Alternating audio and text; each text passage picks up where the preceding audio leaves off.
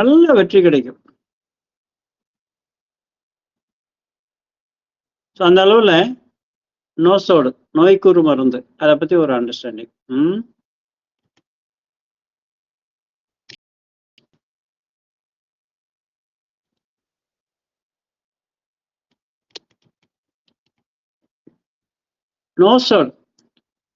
நோசோடு அப்படிங்கிறது ஹோமியோபதியில் remedy prepare எதுலேருந்து பண்ணுறாங்க அப்படின்னா டிசீஸ்டு டிஷ்யூஸ், அதாவது இப்போ கார்சினோசினம் கேன்சர் கட்டி இருக்கு இல்லைங்களா, அந்த கேன்சர் கட்டியில் வந்து பயாப்சிக்கு எடுக்கிறாங்க பார்த்தீங்களா, அந்த கேன்சர் கட்டியிலேருந்து இருக்கக்கூடிய டிசீஸ்டு டிஷ்யூ, நோயுற்ற சதைப்பொருள், அதுலேருந்து ஒரு பகுதி எடுத்து பொட்டனைஸ் பண்ணுறாங்க.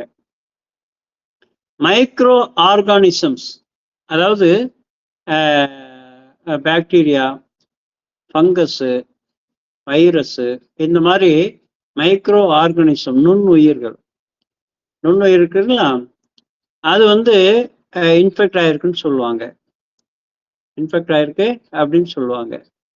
புரியல? அந்த இன்ஃபெக்ஷன் எதனால் வருது, எந்த நுண்ணுயிர்னால வருதோ, இப்போ அம்மை வருது, அம்மை வந்து வெரியோலினம் ஒரு நோசோடு கொடுக்குறாங்க. அது அம்மை கட்டி இருக்கு இல்லையா, அம்மை கட்டிலேருந்து அதை எடுத்து கொடுக்குறாங்க. அதுக்கு ரீசன் வந்து அந்த நுண்ணுயிர், அந்த நுண்ணுயிர் வந்து இன்ஃபெக்ஷன் ஆகி இப்போ அம்மா போட்டிருக்க வீட்டில் ஒருத்தருக்கு வந்தால் அவரோட ஒட்டி இருக்கக்கூடிய எல்லாருக்கும் வந்துடுது. பள்ளிக்கூடத்தில் ஒரு பையனுக்கு வந்தால் அதில் அந்த டிசீஸ் சசப்டிபிலிட்டி, நோய் ஏற்புத்தன்மை யாருக்கு இருக்கோ அந்த பசங்கள்லாம் வந்துடுது. மெட்ராஸ் ஐ வந்துச்சுன்னா இதே மாதிரி வந்துடுது. ஸோ அப்படி இந்த நோசோடு அப்படிங்கிறது அந்த டிசீஸ்டு டிஷ்யூ, நோயுற்ற தசை பகுதியிலேருந்து எடுத்து இதை மருந்தாக்குறோம். இல்லைன்னா அந்த நோய்க்கு காரணமாக இருக்கக்கூடிய நுண்ணுயிர்கள், பாக்டீரியா, ஃபங்கி, வைரஸு, அதுலேருந்து எடுக்கிறோம். இல்லை அந்த நோயுற்ற எடுத்துன்னு வரக்கூடிய கழிவு, இப்போ டிபி இருக்கு, டிபி வந்து லங்ஸில் வந்த தொற்றுலேருந்து இருக்குன்னு வச்சுங்களேன். அந்த டியூபர்குலோசிஸ் வைரஸ் அப்படிங்கிறது அது லங்ஸில் மட்டும் இல்லை, போனில் பல இடங்களில் வருது. புரியுங்களா? அப்போ அதில் வந்து அங்கேருந்து வரக்கூடிய கழிவு இருப்பாருங்க, அவங்களுடைய கோழை சளி இருப்பாருங்க, அதுலேருந்து அந்த பேசிலினம் அப்படிங்கிற நோசோடு தயாரிக்கிறாங்க. புரியுங்களா? டியூபர்குலினம் அப்படிங்கிற நோசோடு தயாரிக்கிறாங்க. ஸோ இப்படி வந்து நோயுற்ற தசைகள்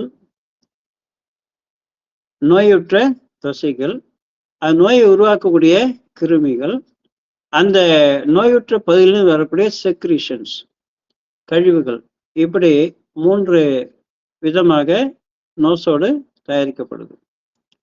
அதில் பாருங்க, அந்த என்னென்ன நோசோடு: லைசினம், டைஃபாய்டினம், பைரோஜன், மலேரியா, ரிங்வாம், சோரினம், மெடோரைனம், கார்சினோசினம், அந்த்ராசினம், டியூபர்குலினம், பேசிலினம், பெட்ருசினம், டிப்தீரினம், லெப்ரோமினம், வெரியோலினம், சிஃபிலினம்.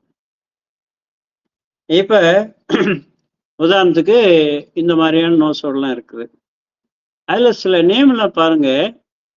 டைஃபாய்டினம், நம்ம ஒரு 10 விதமான மயாசம், 10 விதமான மயாசத்தை வந்து பார்த்துருக்குறோம், வகுப்பு எடுத்துருக்கோம். ஞாபகம் இருக்குங்களா? இல்லைன்னா சொல்லுங்க, அதை ஒரு முறை ஒரு விரிவான வகுப்பு எடுத்துக்கலாம்.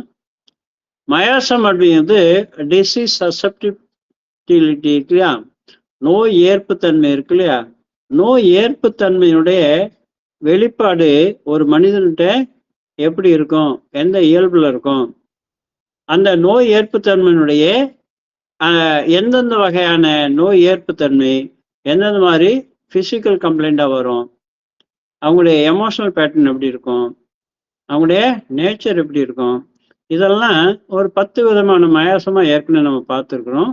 சுருக்கமாக பார்த்துருக்கோம். பெரிய வேணா திரும்ப தொடர்ச்சியான வகுப்புகளை பார்க்கலாம். ஏன் அப்படின்னா அதை பற்றி இதில் நிறைய பேச போகிறோம்.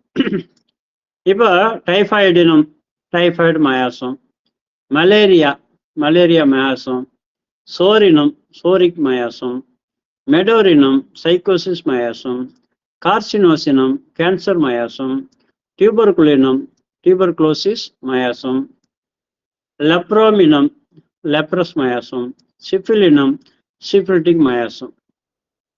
இந்த மயாசத்தோட நேச்சர்லாம் ஏன் அந்த பேரை வச்சிருக்காங்க அப்படின்னா அதோட தன்மை அப்படி இருக்கும் அப்படிங்கிறத எளிமையாக புரிஞ்சுக்கிறதுக்காக அந்த மயாசத்தினுடைய பேர்லயே அந்த நோஸோட பேரும் இருக்குது.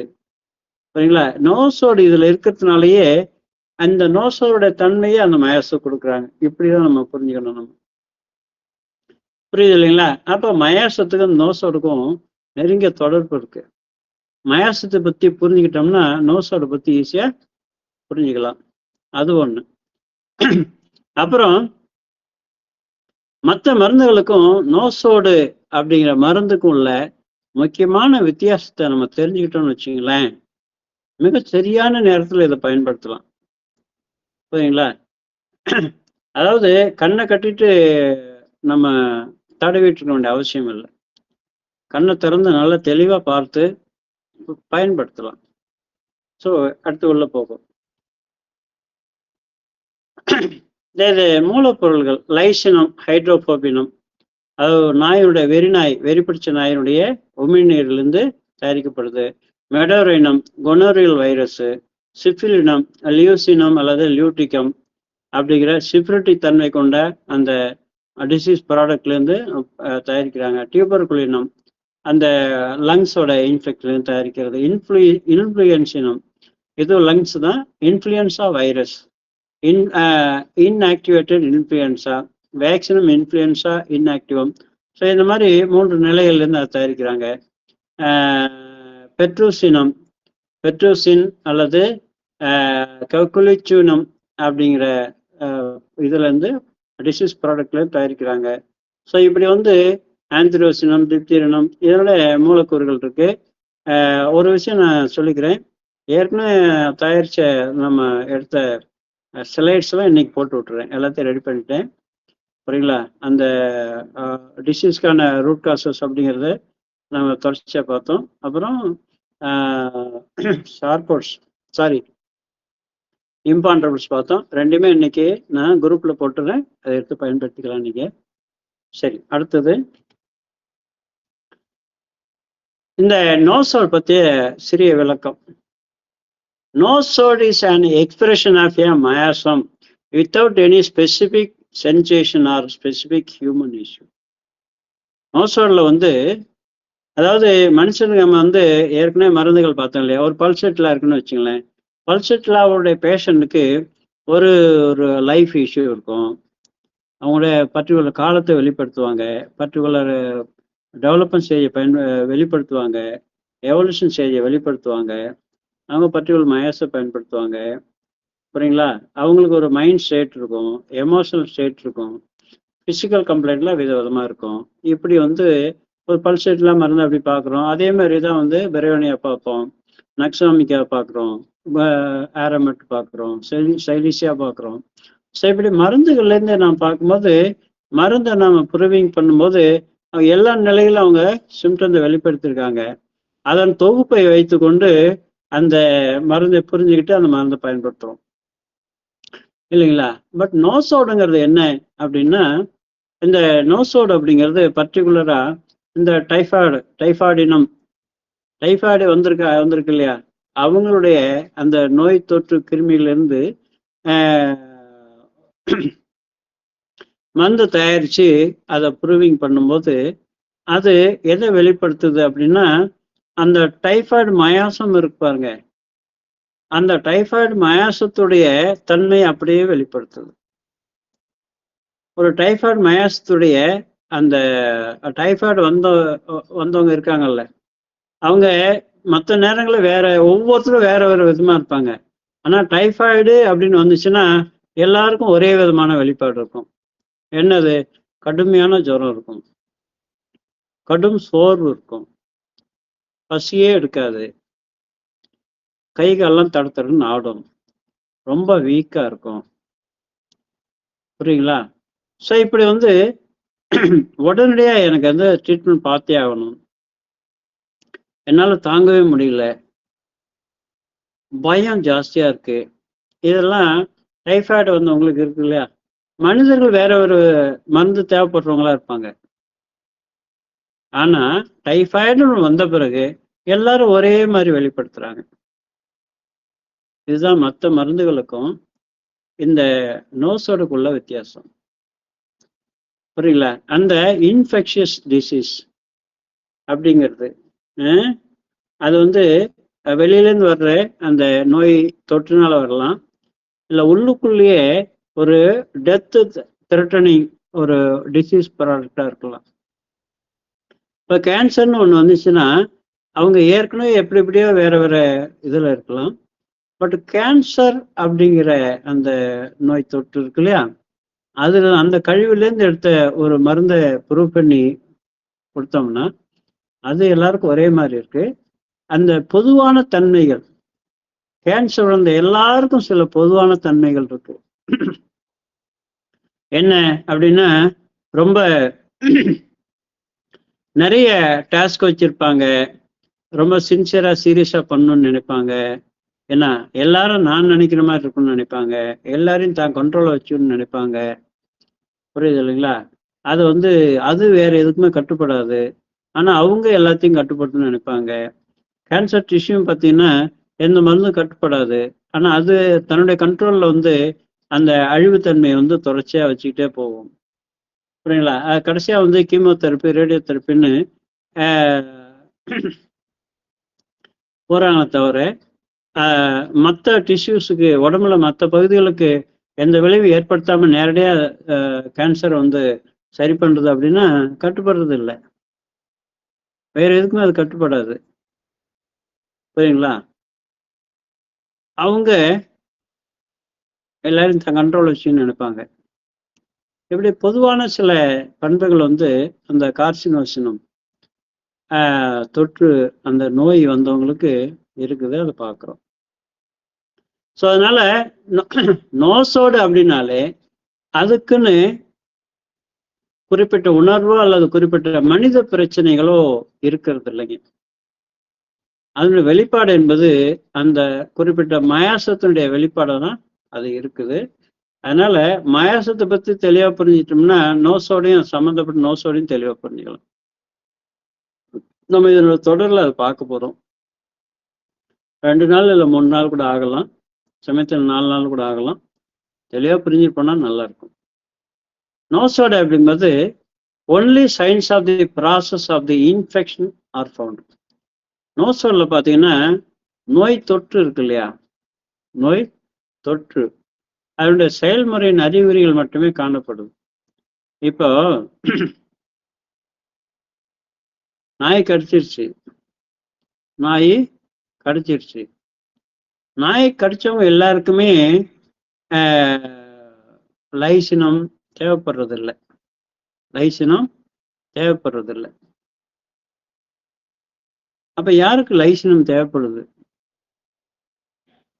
அந்த வெறிநாய் இருக்கு இல்லையா, வெறிநாய் உமிழ்நீர் அது பட்டு அதனுடைய இன்ஃபெக்ஷன் வந்து பாதிக்கப்பட்டவர் எப்படி நடந்துக்கிறாருன்னு பாருங்க. அந்த வெறி பிடிச்ச நாய் மாதிரியே நடந்துக்கிறாரு, அந்த நாய் மாதிரியே குலைக்கிறாரு, அந்த நாய் மாதிரியே குலைக்கிறாரு. அந்த சவுண்ட் முதற்கொண்டு மாறிடுது. புரியுங்களா? அந்த அந்த நாயோடைய அந்த நேரத்தில் இருக்கக்கூடிய அந்த வெறித்தனம், அடிக்கிறது, ஓடுறது, கட்டுப்படாம இருக்கிறது, அந்த ஒரு மாதிரி தலைவலி, தாங்க முடியாத தலைவலி. ஸோ இந்த மாதிரிலாம் அந்த வெறி பிடிச்ச நாய்க்கு அந்த நேரத்தில் என்னென்ன ஆட்டிடியூட் இருக்கோ, என்னென்ன செயல்பாடுகள் இருக்கோ அதெல்லாம் அந்த பர்சன்ட்டை வெளிப்படுதுங்க. புரியுங்களா? அப்ப அதுக்கு முன்ன அவருக்கு தேவைப்பட்ட மருந்து வேற இருக்கும். ஆனா அந்த நோய் தொற்றுக்கு பிறகு அந்த நோயினுடைய தன்மையை வெளிப்படுத்தக்கூடிய மருந்துங்கிறது அந்த நோசோடு. அந்த நோசோடு அந்த உமிழ்நீர் பட்டு ஒரு விளைவை ஏற்படுத்துது. அந்த உமிழ்நீர்ல இருந்து தயாரிக்கப்பட்ட மருந்து.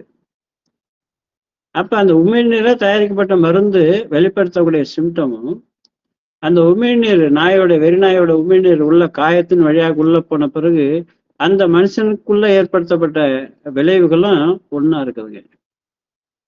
ஒண்ணா இருக்குது. அப்ப இந்த நோசோட வெளிப்பாடு அந்த பர்சன்கிட்ட, அவர் அதுக்கு முன்ன வேற மருந்து தேவைப்படக்கூடிய பர்சனா இருந்திருப்பாரு. ஆனா இந்த நோய் தொற்று வந்த பிறகு அவரு லைசன்ஸை மட்டும்தான் இண்டிகேட் பண்றாரு. லைசன்ஸை மட்டும்தான் இண்டிகேட் பண்றாரு. அப்ப முதல்ல அவருக்கு கொடுக்க வேண்டியது, அவருக்கு தேவையான சிமிலிமம் எது அப்படின்னு சொன்னா லைசின் தான். புரியல? அப்ப நாய் கடிச்சவங்க எல்லாருக்குமே லைசன் ஒண்ணா? அப்படி இல்லை, அப்படி கிடையாது. புரியுங்களா? இது நோசோட இருந்தா கூட இது ஒரு ஹோமியோ மருந்து தான். இது ஒரு ஹோமியோ மருந்து தான். ஹோமியோன்னா அது அந்த ஆற்றல் மட்டத்தில் இருக்கக்கூடிய ஒரு மருந்து. இது ஒரு மருந்தோடைய ஆற்றல் தான் ஒழிய இதையும் மற்ற மருந்துகள் மாதிரி ஒரு ஆற்றல் வடிவமா பார்க்கணும். அது உடம்புல என்ன விளைவுகளை ஏற்படுத்து, என்ன சிம்டத்தை கொடுக்குது அப்படிங்கிறத பார்க்கணும். ஆனா அந்த நோசோடு எல்லாமே பொதுவா மனிதனுடைய இயல்புகள் இருக்கு இல்லையா, அதிலிருந்து முற்றிலுமா மாறுபட்டு ஒரு ஒரு ஒரு ஒரு விதமான ஒரு கான்செப்டுக்குள்ள அது தன்னை வெளிப்படுத்துது. அதுதான் நம்ம இதுல பார்க்க போறோம்.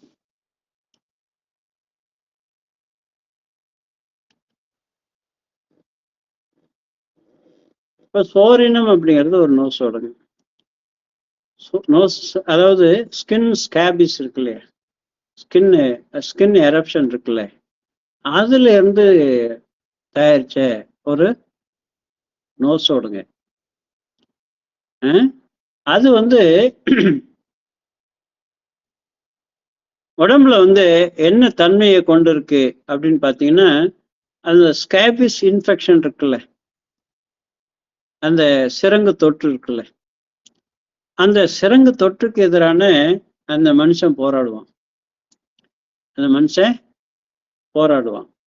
புரியுங்களா? இந்த சிரங்கு தொற்றிலேருந்து வெளியில வரணும், இந்த சிரங்கு தொற்றிலேருந்து வெளியில வரணும் அப்படின்னு போராடுவான். புரியுங்களா? அந்த போராட்டம் என்பது அவன் வேற எந்த இஷ்யூ இருக்காது. வேற இட் இஸ் நான் specific. It can be struggle with religious problem. அதாவது ஒரு ரிலிஜியனுக்கு எதிரான ரிலிஜியன் சார்பான போராட்டமா இருக்கலாம், பணத்துக்கான போராட்டமா இருக்கலாம், அன்பு காதல் சம்பந்தப்பட்ட போராட்டமா இருக்கலாம், ரிலேஷன்ஷிப் சம்பந்தப்பட்ட போராட்டமா இருக்கலாம், அக்செப்டபிலிட்டி ஆர் எனிதிங் எல்ஸ். அந்த மாதிரி இங்க ஒரு மனிதனுடைய பொதுவான இயல்பு அப்படிங்கிறதுல இருந்து ஒரு தனிப்பட்ட பர்டிகுலரா அந்த ஸ்கின்ல அந்த மனுஷன் ஒரு சிரங்குக்கு எதிராக போராடுறான் அப்படிங்கிறத சிம்பாலிக்கா ஏதேனும் ஒரு இஷ்யூக்கு எதிராக இவன் போராடுறத அது இண்டிகேட் பண்ணும். கண்டுபிடிக்கிறது ரொம்ப ஈஸிங்க. ஒரு நோசோடு யாருக்கு தேவைப்படுது அப்படிங்கிறத கண்டுபிடிக்கிறது ரொம்ப ஈஸிங்க. புரியல? அந்த மயாசத்தோட அண்டர்ஸ்டாண்டிங் நமக்கு இருந்துச்சு அப்படின்னா, சோரா அப்படிங்கிறது ஒரு ஹோப்ஃபுல்லா ஸ்ட்ரகிள் பண்ணக்கூடிய ஒரு இஷ்யூக்கு எதிரான ஒரு பெர்சனுக்கு எதிராக ஸ்ட்ரகிள் பண்ணக்கூடிய ஒரு பர்சன் அர்த்தம். இங்க எங்கேருந்து அந்த இதை எடுத்திருக்காங்க, மூலப்பொருள் எடுத்திருக்காங்க, சிரங்குல இருந்து எடுத்திருக்காங்க. அந்த சிரங்கு அவரை துன்பப்படுத்திக்கிட்டு இருக்கு, ஆற மாட்டேங்குது. சிரங்கு அகற்றுவதற்காக அந்த மனுஷன் போராடுறாரு. இது உடம்புல அதே நேரத்துல இதே மாதிரியான ஸ்ட்ரகிள், இதே மாதிரியான ரிசம்பிளன்ஸ் அப்படிங்கிறது அவருக்கு வெளியில ஏதேனும் ஒன்றுக்கு எதிராக போராடுறதா அது இருக்கும். அதுல தோல்வி சந்திச்சுட்டே இருப்பாரு. அந்த தோல்வியின் மூலம் வரக்கூடிய விரக்தி, தோல்வி மனப்பான்மை என்பது உடம்புல காட்டி ஆகணும்ல. எப்ப நீ சங்கடத்துல இருக்கிற, சிரமத்துல இருக்கிற, என்ன உன் மைண்ட சரியா மாத்திக்கோ, நல்லபடியா உன்னுடைய பார்வை மாத்திக்கிட்டுனா உனக்கு கோபம், விரக்தி, கோபம் இதெல்லாம் வராது, அது உடம்புல பிரச்சனை கொண்டு வராது அப்படின்னு சொல்லணும்ல. அந்த ஆஸ்பெக்ட்ல பாத்தீங்கன்னா அது வெளியில ஒரு நான் இந்த இஷ்யூ தான் இல்லை, ஒவ்வொருத்தரும் ஒரு இஷ்யூ இருக்கும்.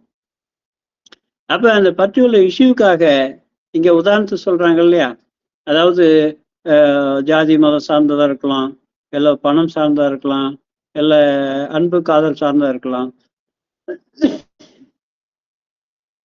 இல்லை தன்னை யாரும் ஏத்துக்க மாட்டேங்கிறாங்க, தன்னை ஏத்துக்கிறதுக்காக ஏதாவது போராடுறதா இருக்கலாம். ஸோ இந்த மாதிரி ஒரு பர்டிகுலர் இஷ்யூனா இல்லை, ஒவ்வொருத்தருக்கும் வேற ஒரு இஷ்யூ இருக்கும். ஏதேனும் ஒரு இஷ்யூக்கு எதிராக அவர் ஸ்ட்ரகிள் பண்ணிட்டு இருப்பாரு. ஆனா அதுல வெற்றி அடையாம தொடர்ந்து தோல்வி அடைஞ்சிட்டு இருப்பாரு. இருந்தாலும் அந்த கண்டினியூஸ் ஸ்ட்ரகிள் இருக்கும், போராட்டம் இருக்கும். புரியுங்களா?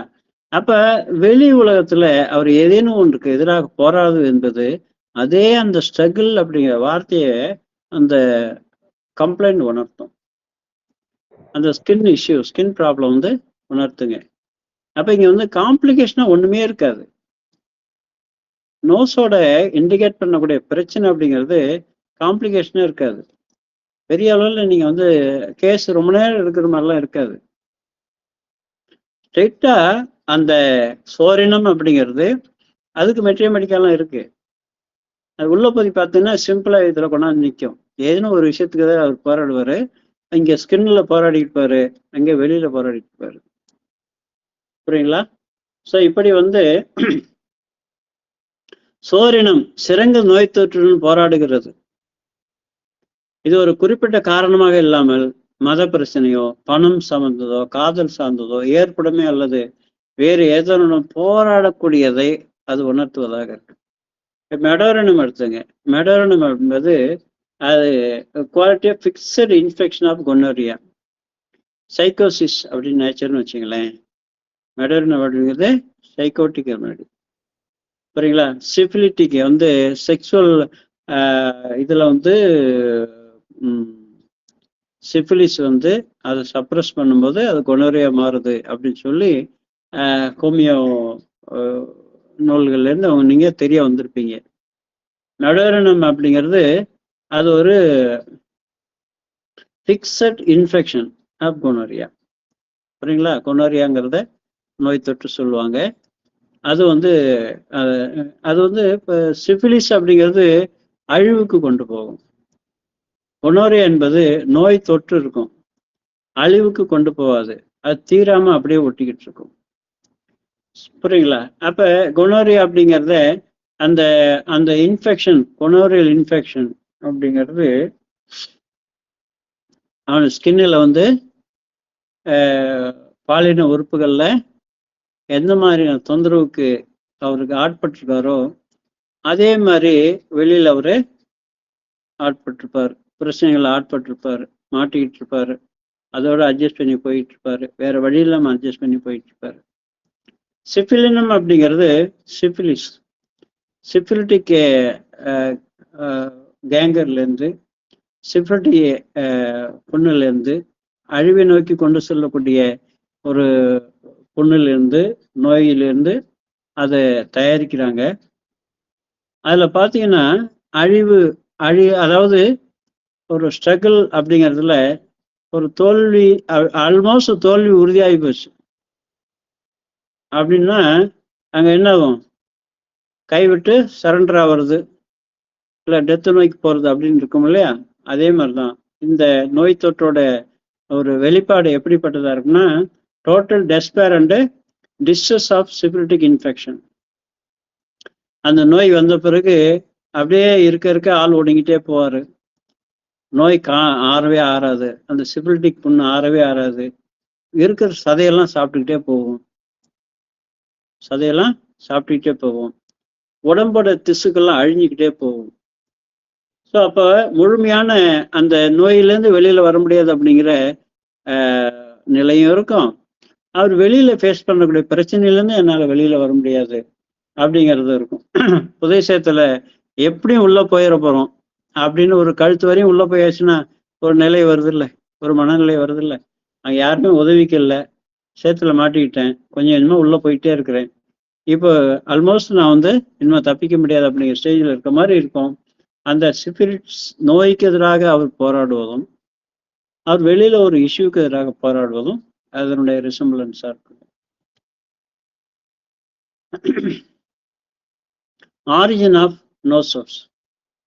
இந்த நோசோடு அப்படிங்கிறது இதனுடைய ஆரிஜின் என்ன, சோர்சஸ் என்ன, எந்த சோர்ஸ்ல இருந்து இந்த நோசோட்ஸ் தயாரிக்கப்படுது அப்படிங்கிறத இன்னும் கொஞ்சம் போவோம். The source of the nosode remedies is a diseased tissue or a diseased secretion which is with or without the organism that is causing the disease. அதாவது with organism or without organism நீங்க சொல்றாங்கல்ல. With organism அப்படிங்கிறது அதாவது நோய் தொற்று இருக்கக்கூடிய இடம். இப்போ சரங்கு இருக்குன்னு வச்சுங்களேன், ஸ்கேபிஸ் இருக்கு, அது அந்த இடத்துல சீல் வருது, மேலே பொறுக்கு ஒட்டுதல் இருக்கு. ஸோ அது மேலே இருக்கு, அது ஒரு உடம்புல இருக்கு அது. ஸோ வித் டிசீஸ்டு செக்ரீஷன் இல்லை வித் டிசீஸ்டு டிஷ்யூ, நோயுற்ற ஒரு தசை. புரியுங்களா? இப்போ இல்லை கழிவுகள், டிபிலேருந்து வரக்கூடிய சளி, புரியுங்களா? இப்போ சிஃபிலிஸ்லேருந்து இருக்கக்கூடிய அந்த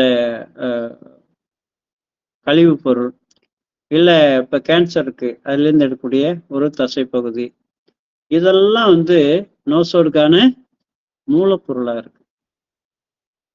இந்த நோசோடு மருந்துகளின் மூலப்பொருள் என்பது நோயை உண்டாக்கும் நுண்ணுயிரியா இருந்தாலும், நோயை உண்டாக்கக்கூடிய நுண்ணுயிரிகள், பாக்டீரியா, வைரஸ் இந்த மாதிரி இருக்கு இல்லையா, அந்த மாதிரி இருந்தாலும், அப்படி இல்லாவிட்டாலும் நோயுற்ற திசு அல்லது நோயுற்ற சுரப்பு இதுல இருந்து தயாரிக்கப்படுகிறது. புரியுங்களா? அடுத்தது, the nosode has the element or the essence of the individual suffering from that particular disease and therefore it has the feeling of the individual. இது மாறல ஸ்லைடு இல்ல, அதுலயே தான் நான் படிச்சிட்டு இருக்கேன். சரி நான் மேல பார்த்துட்டேன். 2வது பேராகிராஃப். அதாவது நோசோட்ல ஒரு குறிப்பிட்ட நோயால் பாதிக்கப்பட்ட ஒரு தனிநபரின் அம்சமோ அல்லது சாராம்சமா இருக்குது. என்ன அப்படின்னா, அந்த நோய் தொற்று வந்த பிறகு ஒரு சிஃபிலினம் தேவைப்படக்கூடிய ஒரு மனுஷனா இருக்காரு.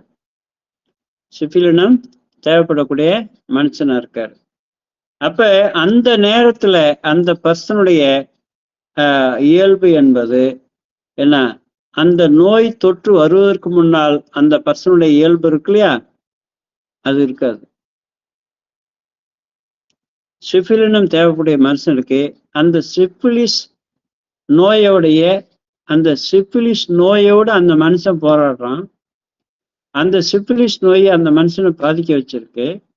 அப்ப அந்த நோயோட தன்மையும் அந்த நோயினால் நடக்கிற போராட்டத்தின் தன்மையும் தான் அந்த மனுஷன்கிட்ட வெளிப்படுங்க. அதனால அந்த நோயின் காரணமாக அந்த நபருக்கு ஏற்படக்கூடிய உணர்வை அது கொண்டு இருக்கு. இதுதான் முக்கியமான விஷயங்க. மற்ற மருந்துகள்ல ஏகப்பட்ட விஷயங்கள் இருக்கும். என்ன, அப்பா அம்மா இப்படி இருக்கான் அப்படி இருக்கான் பேசுவாரு, என் குடும்பம் எப்படி இருக்கு அப்படின்னு பேசுவாரு, தொழில் இப்படி இருக்கு அப்படி இருக்குன்னு பேசுவாரு. அவர் மகிழ்ச்சி தொலைச்சதுக்கான இடம் பல இடங்கள் இருக்கும். பல விஷயங்களை பேசுவாரு. உறவுகளை பத்தி பேசுவாரு, காசு பணத்தை பத்தி பேசுவாரு, வேலை நிலைமைகளை பத்தி பேசுவாரு, புரியுங்களா? தான் படிக்கிறத பத்தி பேசுவாரு, தன்னுடைய திறமைகளை பத்தி பேசுவாரு. இப்படி பல காரணங்கள் இருக்கும். ஆனா நோசோடு தேவைப்படக்கூடிய மனுஷனுக்கு அந்த நோய் தொற்றுடைய பாதிப்பு, அந்த நோய் தொற்றுக்கு எதிராக இவருடைய போராட்டம், இவருடைய ஸ்ட்ரகிள், ஸோ முழுக்க முழுக்க இதை மட்டுமே சுத்தி சுத்தி சுத்தி சுத்தி இருக்கும். புரியுது இல்லைங்களா? ஸோ அப்படிப்பட்ட நபருக்கு தான் இந்த நோஸோடு பயன்படுங்க. நோஸோடு பயன்படும். இன்னும் விவரங்கள் இருக்கு, அதையும் பார்ப்போங்க. It does not have the feeling of the individual itself, but it carries the feeling of the deceased individual. அந்த பர்சனுடைய பொதுவான இயல்பு இந்த மருந்து தேவைப்படும் போது இருக்காது. இந்த மருந்து தேவைப்படும் போது இருக்காது. உதாரணத்துக்கு லிவர் சிரோசிஸ் வந்திருக்குன்னு வச்சுங்களேன். லிவர் சிரோசிஸ் வந்திருக்கு, புரியுங்களா? அப்ப லிவர்ல ஒரு தொற்று வந்திருக்கு, அது நோய் தொற்றுக்கு ஆளாகி இருக்கு. அது வந்த பிறகு அது சரியா ஃபங்க்ஷன் ஆக மாட்டேங்குது. அதோட செக்ரீஷன் வந்து கைண்ட் ஆஃப் செக்ரீஷன் எல்லாம் மாறி போச்சு.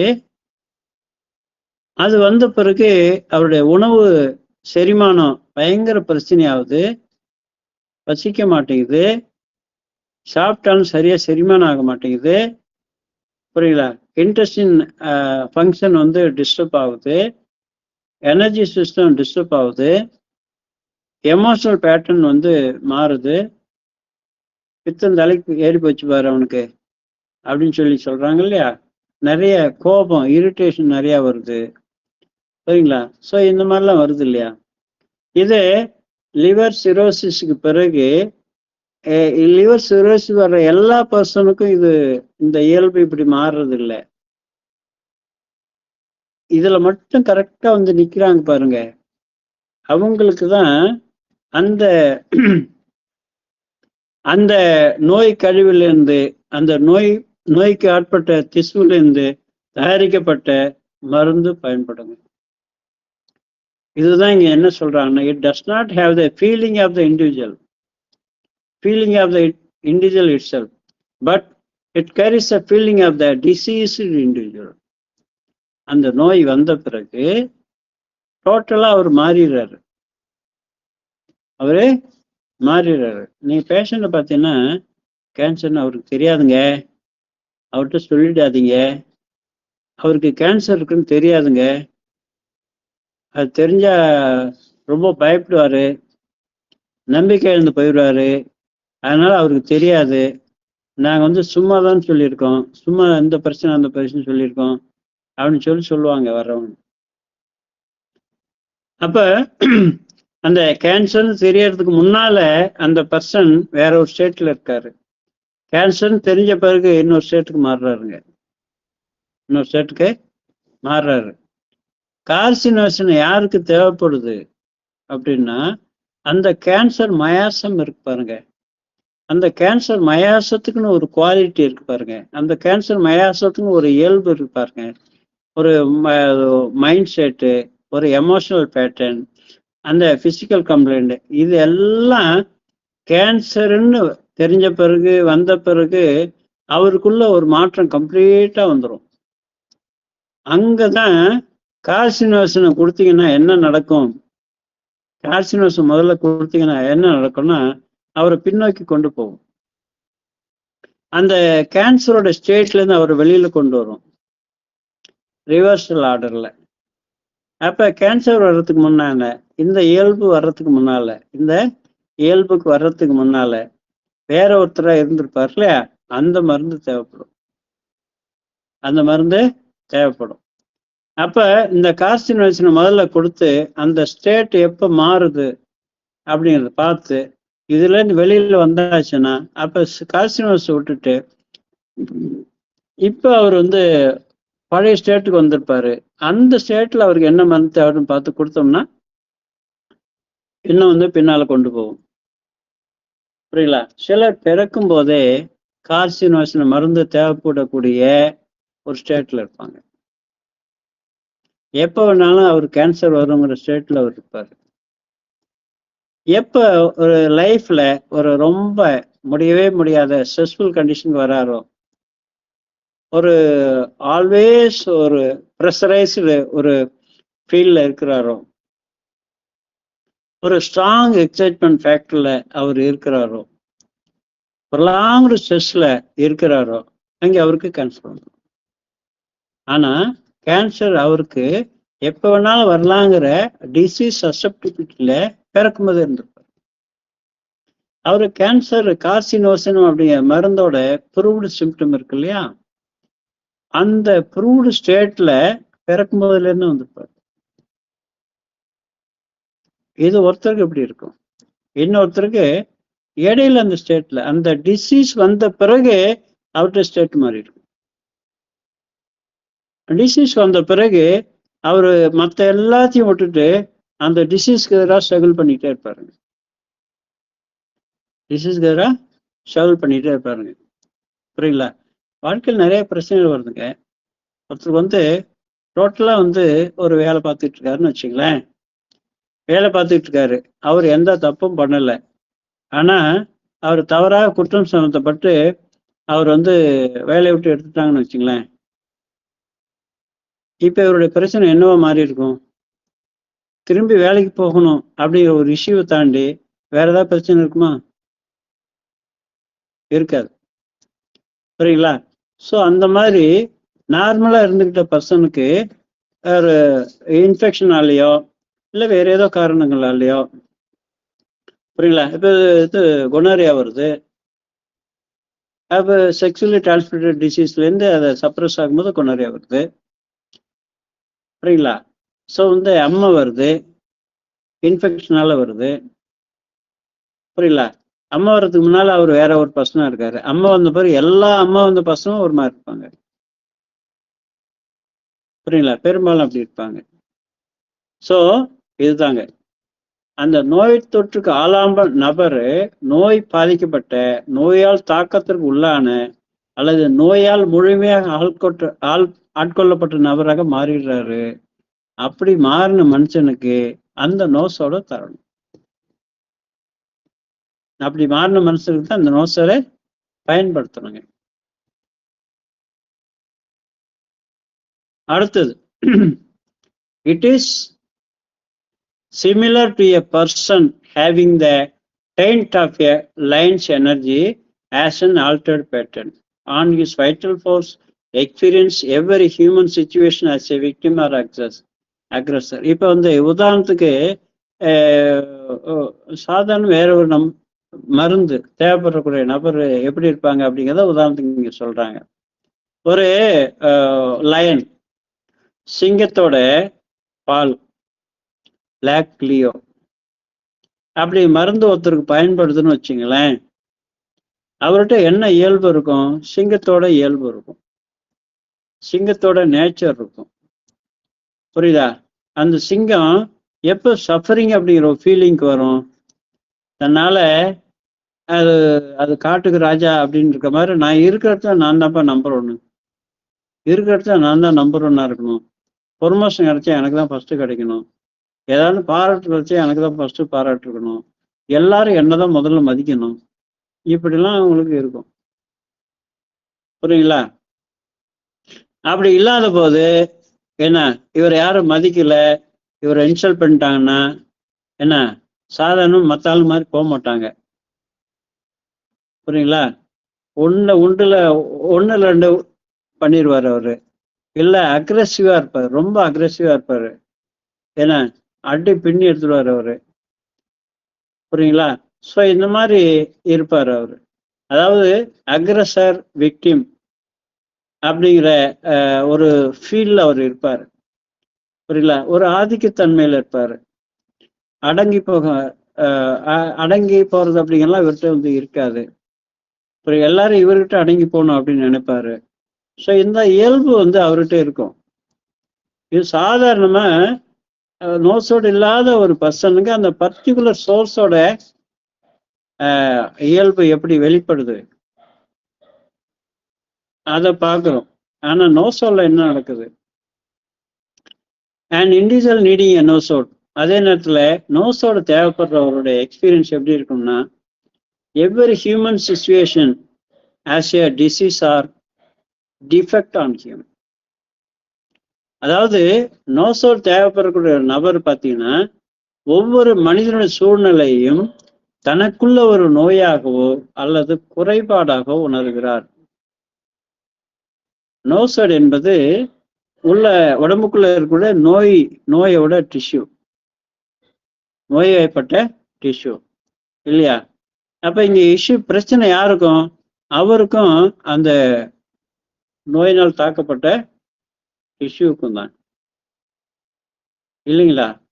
அப்ப இவருக்கு பிரச்சனை இவருக்கு வெளியில இருக்காது.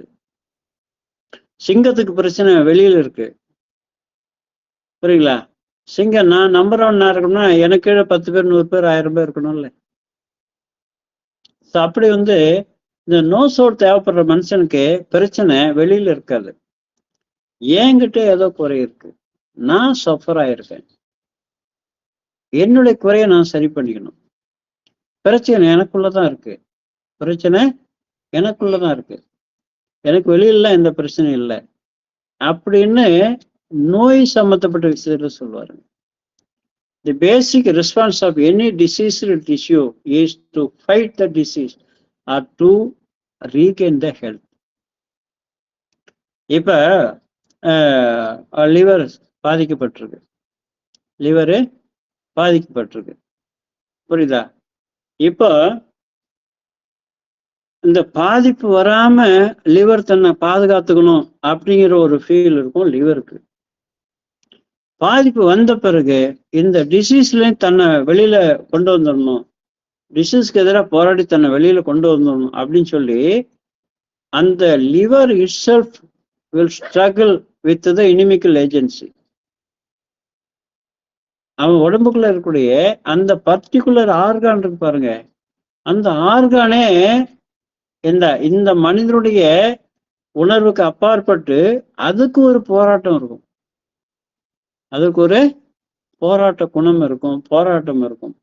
அந்த போராடக்கூடிய தன்மை என்பது அந்த டிசீஸ், அந்த டிஷ்யூ இருக்கு இல்லையா, லிவரோட செயல்பாடு இருக்கு இல்லையா, அதுக்கேற்ற மாதிரி இருக்கும், அதை வெளிப்படுத்தும். புரியுங்களா? ஸோ இதுதான் இங்க புரிஞ்சிக்க வேண்டியது. ஒரு அந்த நோய்க்கான ரெஸ்பான்ஸ் அப்படிங்கிறது என்னவா இருக்கும்னா, திசுவின் அடிப்படை எதிர்வினை, அந்த நோய் விட்ட திசுனுடைய அடிப்படை எதிர்வினை, நோய் வந்த பிறகு அதுக்கு எதிராக அது போராடுது, இல்லை அந்த நோயை எதிர்த்து போராடி அதை மீட்கிறது அப்படிங்கிறது இருக்கும், இல்லைன்னா என்ன நோய் வராம போராடுறது அப்படிங்கிறது இருக்கும். ரெண்டு விஷயம் இருக்கும் அங்கே. Basic response of any disease is to fight the disease or to fight the disease, நோய்க்கு எதிராக போராடுறதா இருக்கும். ஹெல்த் திருப்பி அழைக்கிறதா இருக்கும், போராடி ஹெல்த் திரும்ப பழைய நிலைக்கு வர்றது, அதுக்கான ஸ்ட்ரகிள் இருக்கும். புரியுது? அப்பதான் அந்த அந்த பாதிக்கப்பட்ட ஒண்ணு இல்லை, ஒரு குடும்பத்துல ஒருத்தர் பாதிக்கிறாரு, புரியுதா? அப்ப அவரு ஒரு 10 பேர் இருக்கிற ஒருத்தர் மட்டும் சஃபர் ஆயிருக்காரு, ஒருத்தர் மட்டும் அடிக்க வராங்க, அப்ப மற்றவங்களும் சேர்த்து அவரை பாதுகாக்கிறாங்கல்ல. அந்த மாதிரி ஒரு பர்டிகுலர் ஆர்கான் பாதிப்பு அடையுது, அப்போ ஒட்டுமொத்த உடம்போடைய மெட்டபாலிக் சிஸ்டமே அந்த நோயை எதிர்த்து போராடுறதுக்கு உதவி செய்யுங்க. லிவர் மட்டும் தனியா இருக்கான்னு அப்படி கிடையாது, மற்ற உறுப்புகள் சேர்ந்துதான் லிவரும் இயங்கிட்டு இருக்கு, புரியுங்களா? ஸோ அப்படி அது மற்ற ஆர்கான்ஸு செயல்பாடு, மற்ற ஆர்கான்ஸு செக்ரிஷன்ஸு இதெல்லாம் வச்சுக்கிட்டு டிசீஸ்ல இருந்து வெளியே வர்றதுக்கு அதுவும் சேர்ந்து போராடுது. அப்பதான் நீங்க கொடுத்த மருந்தை அது தான் எடுத்துக்கிட்டு அது தன்னை மீட்புக்கு போராடுது. இங்கதான் மருந்தை அது பயன்படுத்துது, மருந்தோட ஆற்றல் அது பயன்படுத்திக்குது.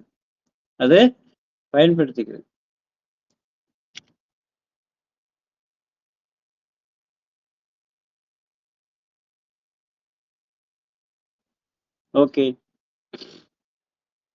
General feeling and polarity. General feeling and polarity.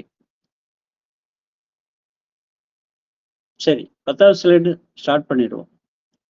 Feeling of nosode is in brief. Feeling, நோசோடோட ஃபீலிங் எப்படி இருக்கும்? ஐ ஆம் வீக் அண்ட் அப்நார்மல். ஐ ஆம் week and abnormal. I am attacked. இங்க பாருங்க, இங்க மனுஷனை விட்டாச்சு. மனுஷனோட ஃபீலிங் என்ன அப்படின்னு இங்க பாக்குறது இல்லை. லங்ஸ் டிபி வந்திருக்கு, அது சுவாசிக்க போராடுது. ஆக்சிஜன் உடம்போட தேவைக்கு முழுமையா அதை இழுத்து கொடுக்கறதுக்கு போராடுது. முழுக்க கோழை அடைச்சிக்கிச்சு. என்ன, நெஞ்சில போட்டு அழுத்துற மாதிரி ஒரு ஃபீல் இருக்கு. அது முழுமையா நெஞ்ச அதை விரிச்சு சுருக்கி தேவையான காத்தெல்லாம் இழுத்து கொடுக்க முடியல அதால. புரியல? ஐ ஆம் வீக் அண்ட் அப்நார்மல் அப்படின்னு சொல்லி எந்த அந்த உறுப்பு பாதிக்கப்பட்டிருக்கோ, இந்த இன்ஃபெக்ஷனாலேயோ இந்த நோய் தொற்றுனாலேயோ அந்த நோயினாலேயோ எந்த உறுப்பு பாதிக்கப்பட்டிருக்கோ அந்த உறுப்போட ஃபீலிங் தான் அந்த பர்சனுக்கு இருக்கும். ஐ ஆம் week and abnormal. I am attacked. The fault lies within my own system to be attacked like this. என்னுடைய சிஸ்டம் அதை அலோவ் பண்ணியிருக்கு. நான் வெளியில இருந்த எதிரினால நான் பாதிக்கப்பட்டிருக்கிறேன். என் சிஸ்டம் பாதிக்கப்பட்டிருக்கு, அதை நான் கரெக்ட் பண்ணணும் அப்படின்னு சொல்லி ஒரு டிபி வந்த பர்சன்கிட்ட லங்ஸ் எப்படி பேசும்? இதுதான் நோசோருடைய கேரக்டருங்க. கேன்சர் வந்த பர்சனுக்கு என்ன, அந்த கேன்சர் எப்படி பேசும்? ஒரு சோரி, அதாவது ஸ்கின் டிசீஸ் வந்த பர்சன்ட்ட அந்த ஸ்கின் டிசீஸ்க்கும் அந்த பர்சனுக்கு என்ன ஒரு போராட்டம் நடக்கும்? இதுதாங்க நோசோட்ல நம்ம பார்க்க வேண்டிய முக்கியமான விஷயமே. Now how can I correct? நான் இப்ப எப்படி இதை சரி பண்றது? ப்ளீஸ் ஹெல்ப் மீ அப்படின்னு கேட்கும். நான் இதை எப்படி சேஞ்ச் பண்றது? பழைய நிலைக்கு எப்படி வர்றது? எப்படி நான் ரிப்பேர் பண்றது? எப்படி ரிப்பேர் பண்றது? டு பிகம் ஹெல்த்தி, மீண்டும் ஹெல்த்தியா வர்றதுக்கு எப்படி நான் வர்றது? அப்ப அந்த லாங்குவேஜ் இருக்கு பார்த்தீங்களா, அந்த டிசீஸோட லாங்குவேஜ் இருக்கு பார்த்தீங்களா, அதுதான் மயாசம். அதுதான் மயாசம். சோரினம் என்பது போராட்ட குணத்தோடு அது இருக்குது. என்ன, அந்த நோய்க்கு எதிராக அவரை போராட வைக்கிது. மெடோரனம் அப்படின்றது சைக்கோசிஸ் நேச்சர்ல இருக்கு, அட்ஜஸ்ட் பண்ணி வாழ வைக்கிது. எல்லா விஷயத்தையும் அட்ஜஸ்ட் பண்ணி போறது அப்படிங்கிறது இருக்கு. சிஃபிலிட்டிக் அப்படிங்கிறது, சிஃபிலினம் அப்படிங்கிறது அது டெஸ்ட்ரக்டிவ் நேச்சர்ல இருக்கு, ஹோப்லெஸ்ல இருக்கு. எப்படியும் சாக போறோம், ரைட், ஓகே, அவ்வளவுதான் அப்படிங்கிற கடைசி கட்ட முடிவுக்கு அந்த நோயை அந்த மனுஷனை தள்ளுது. புரியுதா? அந்த பர்சனுக்கு அப்படி ஒரு ஃபீல் வருது. ஸோ நோசருடைய உணர்வு சுருக்கமா பார்த்தீங்கன்னா, நான் பலவீனமாகவும் இயல்புக்கு மாறாகவும் இருக்கிறேன். நான் பலவீனமாகவும் இயல்புக்கு மாறாகவும் இருக்கிறேன்.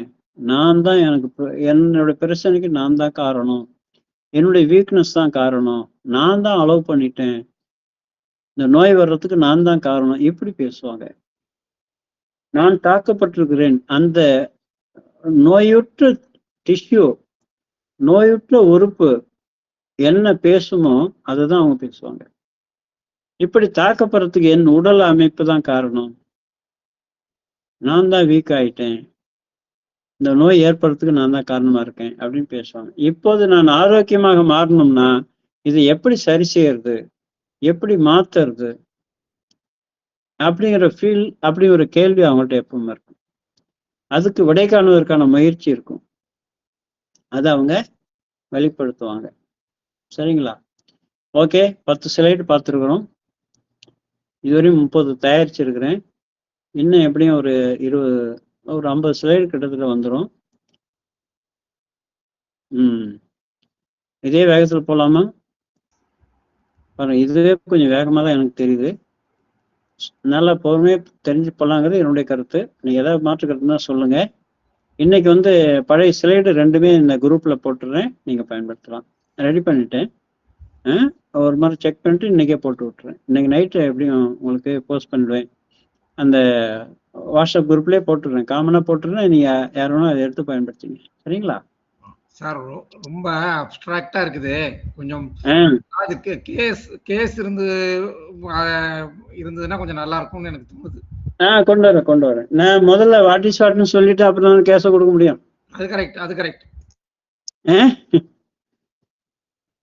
இப்ப இதுலயே டைஃபாய்டுனா என்ன இருக்கும், அதனோட தன்மை என்ன, சிபிரன் எப்படி இருக்கும், அதனோட தன்மை என்ன, எல்லாம் பின்னால ஸ்லைட்ல வருது. அதெல்லாம் கொடுத்துட்டு அதுக்கப்புறம் 1-2 கேசஸ் கொடுத்தோம்னா ஈஸியா இருக்கும். சரிங்க சார். புரியுங்களா? இது தியரி முதல்ல வந்து கொடுத்துட்டு தான் அப்புறம், ஏன்னா இது டோட்டலா புதுசு எல்லாருக்குமே. ஆமா. புதுசா இருக்கிறதுனால இப்படிதான் இருக்கும்னு நினைக்கிறேன். சரி பாக்குறேன்.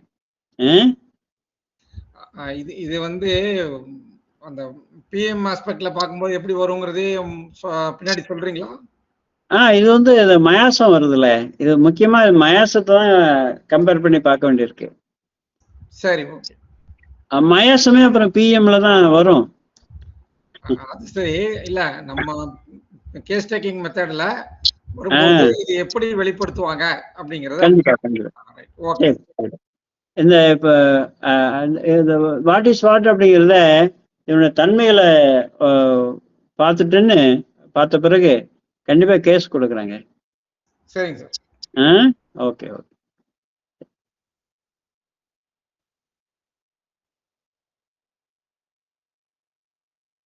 Okay, thank you, sir. Thank you, sir. Thank you, doctor. Thank you, doctor. Thank you, sir.